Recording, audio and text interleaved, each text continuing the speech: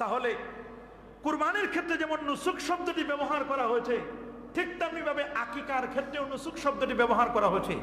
আকিকার সহি সুন্নাহ হচ্ছে, আপনাকে মনে রাখতে হবে, আকিকার ক্ষেত্রে সহি সুন্নাহ হচ্ছে সন্তান জন্মের 7 দিনে, 7 দিনে না পারলে 14 দিনে, 14 দিনে না পারলে 21 দিনে। কয় দিনে? 7, 14, 21, 3 সপ্তাহের মধ্যে আপনার আকিকা দেওয়া, এটা হচ্ছে উত্তম। এটা কি উত্তম? আর বাকি যে কোনো সময়ে আপনি যদি আকিকা দেন, এটা আপনার জন্য জায়েজ। এটা আপনার জন্য কি জায়েজ। আকিকার বিধান নিয়ে অনেকেই বিভিন্ন কথা বলেছেন, তবে হানাফি মাযহাব মতে আকিকা এটা হচ্ছে উত্তম। আকিকাটা কি উত্তম, মুস্তাহাব হবে, উত্তম হবে। কেউ কেউ সুন্নত বলেছেন, কেউ বলছেন সুন্নত, তবে আমাদের হানাফি মাযহাবে এটি হচ্ছে উত্তম। আকিকা করলে সন্তানটা আপদ বিপদ থেকে সেফ থাকবে। আল্লাহ তাআলা বিভিন্ন জটিল কঠিন রোগ থেকে তাকে মুক্তি দান করবেন। কিয়ামতের দিন মা বাবাকে চিনে নেবেন। তাহলে এগুলো আমাদের বোঝা দরকার। এখন প্রশ্ন হলো, কুরবানির দিন আকিকা করা যাবে কিনা? কি বলেন, ঠিক কিনা? এখানে আরেকটা বিষয়, কয় 7 দিনের পরে 14 দিনে আকিকা করা যাবে না। একই কথা ওই রাজশাহী থেকে ডেলিভারি দিছে। আহলে হাদিসদের মূল কেন্দ্র তো ওই রাজশাহী থেকে, ওইগুলো থেকে, এই উত্তরবঙ্গ থেকে বেশি ডেলিভারি হয়ে গেল।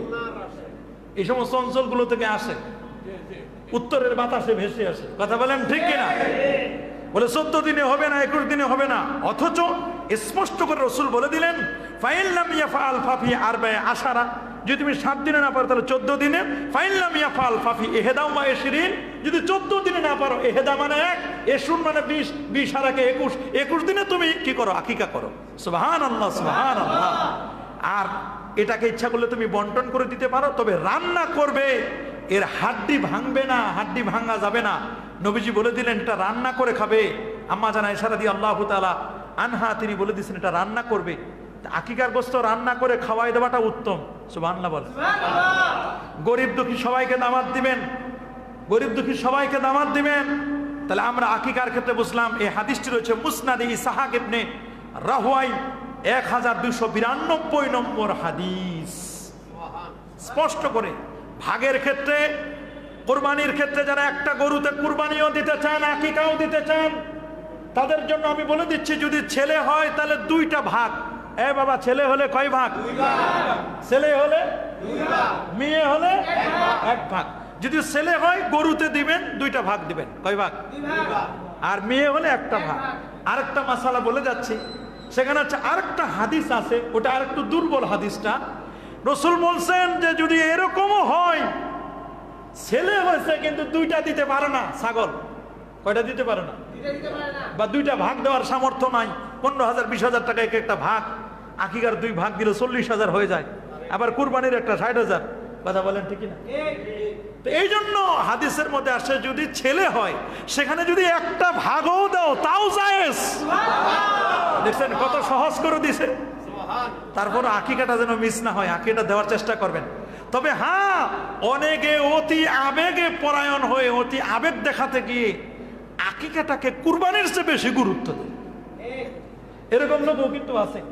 মনে রাখবেন, কুরবানি হলো ওয়াজিব আর আকিকা হলো মুস্তাহাব। আকিকা না দিলে কোনো গুনাহ হবে না, কিন্তু কুরবানির সামর্থ্য থাকা সত্ত্বেও যদি কুরবানি না করেন, মস্ত বড় গুনাহগার হবেন আপনি, পাপী হয়ে যাবেন মস্ত বড়।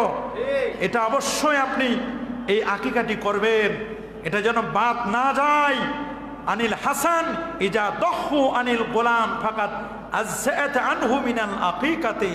হাদিসের মধ্যে আসে, কেউ যদি ছেলের পক্ষ থেকে কুরবানি করে তাহলে সেটা আকিকা হিসাবে যথেষ্ট হবে। ছোট্ট ছেলে, কে ছোট ছেলে, ছেলের উপর তো আর কুরবানি ওয়াজিব না, ছেলের একটা নাম দিয়ে দিছেন। রাসূল বলছেন ওই ছেলের পক্ষ থেকে যে কুরবানিটা দেওয়া হলো, এটা আকিকা হিসাবে ধরা হবে। আল্লাহু আকবার বলেন। এই হাদিসটি রয়েছে মুসান্নাফ ইবনে আবি শাইবা 5ম খণ্ড 534তম পৃষ্ঠা। আল্লামা আবু বকর ইবনে আবি শাইবা, যিনি ইমাম বুখারীর ওস্তাদ, তিনি বলে দিয়েছেন স্পষ্ট করে। ইমাম ইবনে সিরিন তিনি বলে দিয়েছেন, তার পক্ষ থেকে কুরবানি করলে সেটা আকিকা হিসেবে যথেষ্ট হবে। এবং ফতোয়ায়ে শামী সহ অসংখ্য ফতোয়া কিতাবের মধ্যে লেখা আছে। হাসিয়াতু তাহতাবি আলা দুররিল মুখতার মধ্যে স্পষ্ট করে 4th খণ্ড 116 পৃষ্ঠা। এখন আমাদের দেশে কিছু মানুষ আছে আকিকার অনুষ্ঠান করে। আকিকার অনুষ্ঠানটা শরীয়ত সম্মত কিনা? আকিকার অনুষ্ঠান করলে করতে পারেন, তবে এ নিয়ে সামনে চেয়ার টেবিল বসাইয়া যে জানেন জোর করে কাঠ ছাপাইয়া, এইটা ঠিক না। কেউ খুশি মনে যদি ছেলের হাতে কিছু দেয়, হাদিয়া তোফা, তাহলে এটা দিতে পারবে। রাসূল বলেন তাহা দাও তাহাব্বু, হাদিয়া দাও মহব্বত বাড়বে। সুবহানাল্লাহ বলেন। হাদিয়া দিলে কি বাড়বে? মহব্বত বাড়বে। মারবে। রাসূল বলেন আল গোলামু মুরতাহিনুন বিআকিকাতিন ইউযবাহু আনহু ইয়াউমাস সাবে ওয়া ইউসাম্মা ওয়া ইয়াহলুকু রাস। ওই দিন মাথা মুন্ডন করবে, সুন্দর একটা নাম রাখবে, চুলগুলো সদকা করে দিবি। চুলের পরিমাণ যে ওজন আছে না, রৌপ্য দেওয়ার নিয়ম, রৌপ্য দেওয়ার কয়জনে আছে? কমপক্ষে চাউল 2 কেজি 4 কেজি চাউল এতিমখানা, নীলা বোর্ডিং, গরিব দুঃখী, ফকির মিসকিনকে দান করে দিবেন, এটুকু করবেন কমপক্ষে। আরেকটা মাসালা আসছে, হুজুর মৃত ব্যক্তির পক্ষে থেকে কুরবানি করা যাবে কিনা? এটা কিন্তু অনেকেই বলে, ওরা বলে সরাসর জায়েজ নাই, হারাম হারাম হারাম ফতোয়া দেয়। ওদের তো ফতোয়া দেওয়ার মুখের টেকসই নাই। গোটা পৃথিবী লকডাউন হয়েছে, কিন্তু কিছু ফাতনান মুফতি এদের মুখটা আগে লকডাউন করা দরকার ছিল। এই যারা উল্টা পাল্টা ফতোয়া দেয়, এদের মুখটা যদি লকডাউন করে দিতেন তাহলে উল্টা ফতোয়া দিতে পারতেন। কেমনে বলে যে কোটি টাকা থাকলেও যদি কুরবানি না দেয় তাহলে কোনো গুনাহ হবে না। এগুলো কি বলবো এদেরকে? সারা জীবন শুনে আসলো মানুষ, এটা করে আসলো যে না একাই দিতে না পারলে কমপক্ষে ভাগে দিবে। কয় না, ভাগে কুরবানি দেওয়া যাবে না বাবা, ভাগে কুরবানি দেওয়া যাবে। এবং মা বাবার পক্ষ থেকে কুরবানি, আপনার মা মারা গেছে, বাবা মারা গেছে, আপনি আছেন, কুরবানি আপনার উপর ওয়াজিব। কুরবানি কার উপর? যার উপর কুরবানি ওয়াজিব তিনি কুরবানি দিবেন। গভীর মনোযোগ দিয়ে শুনবেন। যদি মনে করেন একটা গরু আপনি একাই আছেন, এত লোক নাম নাই, তাহলে আপনার বাবার নামে একটা, মার নামে একটা, দাদার নামে একটা, দাদির নামে একটা, আর নামে বলতে পক্ষ থেকে, আর রসুল্লাহর নামের পক্ষ থেকে রসুল্লাহর নামটা সর্বোচ্চ আগে দিয়া আপনি একটা কুরবানি দিয়ে দিলেন। সুবহানাল্লাহ বলেন। আল্লাহ নবী আজ থেকে ১৫০০ বছর আগে উম্মতের মায়ায় আলীকে বলেছেন, আলী এই দাও, এই কুরবানি, এই পশুটা এটা আমার পক্ষ থেকে, আরেকটা পশু আমি দিচ্ছি আমার অনাগত ভবিষ্যতে উম্মতেরা যারা লা ইলাহা ইল্লাল্লাহ মুহাম্মাদুর রাসূলুল্লাহ সাল্লাল্লাহু আলাইহি ওয়াসাল্লাম এই কলেমা যারা পড়বে, আমি নবী আমার জীবিত অবস্থায়, আলী আমি মারা গেলেও তুমি তাদের পক্ষ থেকে কুরবানি করবে, আমি আমার উম্মতের পক্ষ থেকে একটা কুরবানি করে গেলাম। আল্লাহু আকবার, আল্লাহু আকবার। নবী আমাদের পক্ষ থেকে কুরবানি করে গেছেন, এই জন্য তো উম্মত নবীকে ভুলে না। উম্মত নবীর নামটা প্রথমে দিয়ে নবীজির পক্ষ থেকে একটা কুরবানি হয়। সুবহানাল্লাহ, সুবহানাল্লাহ। আপনার মা, আপনার বাবা, আপনি যদি তাদের পক্ষ থেকে কুরবানি করেন, এই কুরবানির সওয়াবটা আপনার মা বাবা কবরে বসে পাইবে। সুবহানাল্লাহ, সুবহানাল্লাহ। ওয়াহিয়া ওয়াজিবাতুন আলা হুররিন মুসিরিন আন নাফসিহি লিআন্নাহু আসলুন ফিল উজুবি আলাই। মাজমাউল আনহুর কিতাবে স্পষ্ট করে লেখা আছে, ৪র্থ খণ্ড ১৬৬ পৃষ্ঠা, ওয়া তাজিবু আলা কুল্লি হুররিন মুসলিমিন মুসিরিন মুকিমিন আন নাফসিহি ওয়া কাউলুহু আন নাফসি লিআন্নাহু আসলুন ফিল উজুব আলাই। আপনার পক্ষ থেকে ওয়াজিবটা আদায় হবে, আর আপনার মা বাবার পক্ষ থেকে সওয়াবটা আপনি সেন্ড করে দিবেন। সুবহানাল্লাহ বলেন। সওয়াবটা কে পাইবো? মা বাবা। আপনি যদি সেন্ড করতে চান আপনি দিতে পারবেন। অনেকেই প্রশ্ন করেছেন, হুজুর কান কাটা পশু দিয়ে কুরবানি করা যাবে কিনা? পশুটা যত ত্রুটি মুক্ত হয় তত ভালো। সুবহানাল্লাহ বলেন। কান কাটা পশু নয়, হ্যাঁ যদি কানের 1/3 বা তার চেয়ে কম অংশ কাটা হয় তাহলে এটার দ্বারা কুরবানি জায়েজ আছে, এটার দ্বারা কুরবানি কি আছে? কিন্তু যদি 1/3 বেশি কান কাটা হয় তাহলে এই পশু দ্বারা কুরবানি জায়েজ হবে না। 1/3 মানে 1/3 বেশি, অর্ধেকে কান নাই, আছে না এরকম? তো এটা দিয়ে কুরবানি করা যাবে না। ওয়াফিল জামে আন্নাহু ইজা কানা যাহাবা সুলুস, যদি 3/1 চলে যায়, আকাল অথবা 3/1 কম হয় তাহলে জায়েজ, হয় এটা জায়েজ। ওয়াইন কানা আকসার লা ইয়াজুজ, 3/1 বেশি যদি কান কাটা থাকে তাহলে এই পশু দিয়ে কুরবানি করা যাবে না। অনেকে বলে, হুজুর আমরা 7 জনে মিলে কুরবানি করি, কিন্তু একজনের যদি নিয়তটা খারাপ থাকে তাহলে কি কুরবানি হবে কিনা? যদি একজনের নিয়ত গোশত খাওয়ার নিয়ত থাকে, বাকি 6 জনের কেন? কারো কুরবানি কবুল হবে না। এই জন্য শরীক যাদেরকে নিবেন তাদের প্রত্যেকের নিয়তটা যেন সহি নিয়ত থাকে। গোশত খাওয়ার নিয়ত না হয়, যেন নিয়ত যেন হয় আল্লাহর সন্তুষ্টি, গোশত তো এমনি আসবে। কথা বলে গোস্ত খাবেন না? আল্লাহ খাওয়াইবে। কে খাওয়াবে? আল্লাহর কাছে গোস্ত পৌঁছে নাকি? আল্লাহ কি গোস্ত চান নাকি? আল্লাহ চান খালি দেলটা, দেল দেল, তাকওয়া তাকওয়া। সুবহানাল্লাহ বলেন। একটা ঘর জানালা কাটছেন, নিয়ত করছেন জানালা দিয়ে আজান শুনবো, ওয়াজ শুনবো, কেরাত কেউ পড়লে কেরাত শুনবো, কথা ওয়াজ মাহফিল হলে ওয়াজ শুনবো, আরো কত কথা শুনবো, এটা নিয়ত করছেন। বাতাস তো আর বন্ধ হবে না। কি বাতাস বন্ধ হবে? আর যে নিয়ত করছে জানালা কাটছি বাতাস খাওয়ার জন্য, ওই পোড়া কপাল খালি বাতাসই খাবে, কিন্তু সোয়াব হবে না। এই জন্য নিয়তটা অনেক বড় করে করবেন, নিয়ত থাকবে অনেক। সুবহানাল্লাহ বলেন। নিয়ত যত বেশি হবে তত ভালো।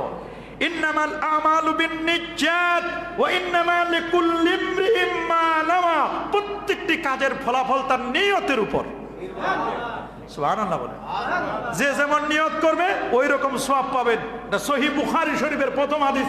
নিয়ত গুণে বরকত। মানুষ গ্রামগঞ্জে বলে না নিয়ত গুণে কি? নিয়ত গুণে বরকত। নিয়ত করবেন গোস্ত খাওয়া নয়, নিয়ত করবেন আল্লাহর সন্তুষ্টি। নিয়ত করবেন কিসের? আল্লাহর।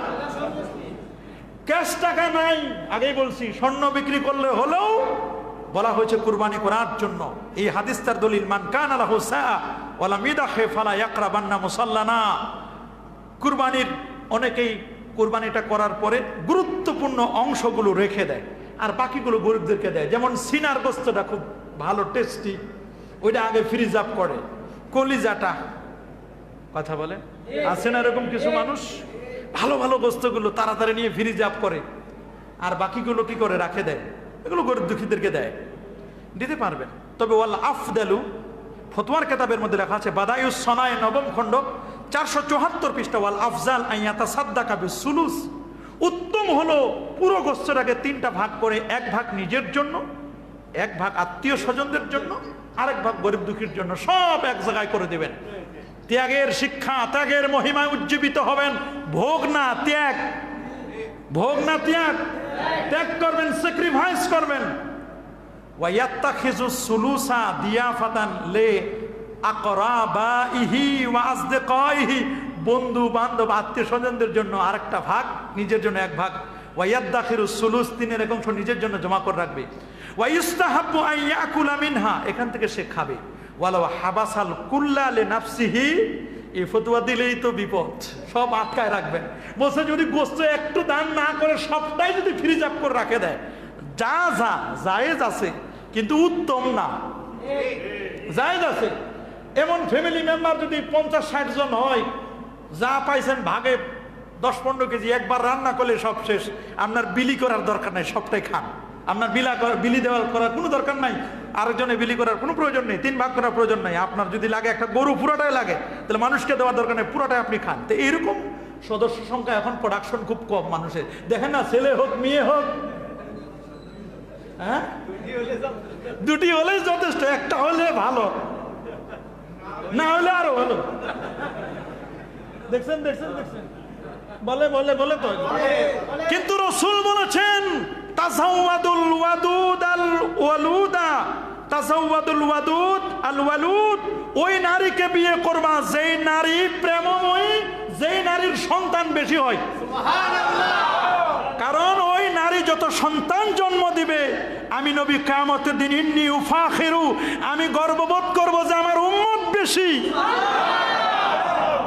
অনেকে কয় হুজুরদের ছেলে মেয়ে বেশি। আরে ভাই, হুজুরদের ছেলে মেয়ে, হুজুরদের ছেলে মেয়ে বেশি। হুজুররা তো হাদিস পড়ছে, নবীর হাদিস, নবীর উম্মত বাড়াইছে। তারপরে কি কোনো হুজুর না খাই আছে? কুরবানির গোশত দেন আর না দেন, হুজুররা কি না খাই আছে নাকি?